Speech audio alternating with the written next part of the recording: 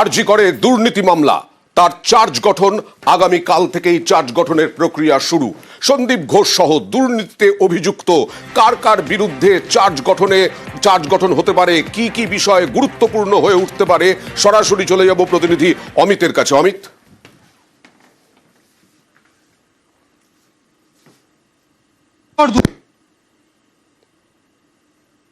আশিস পান্ডে, সুমন হাজরা, বিপ্লব সিং এবং আফসার আলী পাঁচজনের বিরুদ্ধে চার্জ গঠন করে বিচার প্রক্রিয়া শুরু করতে হবে।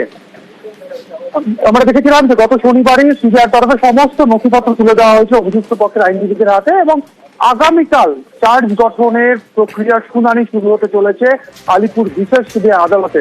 মনে করা হচ্ছে বা আদালত সূত্রে যেটা মনে করা হচ্ছে, কিন্তু কলকাতা হাইকোর্টের নির্দেশ হচ্ছে সেক্ষেত্রে বৃহস্পতিবার এই 5 অভিযুক্ত সন্দীপ ঘোষ, আশিস পান্ডে, বিপ্লব সিংহ, আফসার আলী, সুমন হাজরা বৃহস্পতিবার এই 5 অভিযুক্তের বিরুদ্ধে চার্জ গঠন হয়ে যেতে পারে।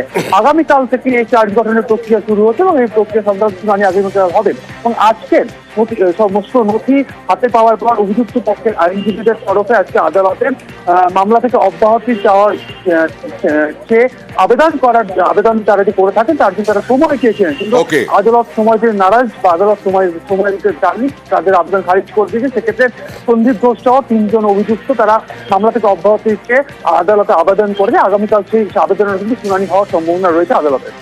বেশ।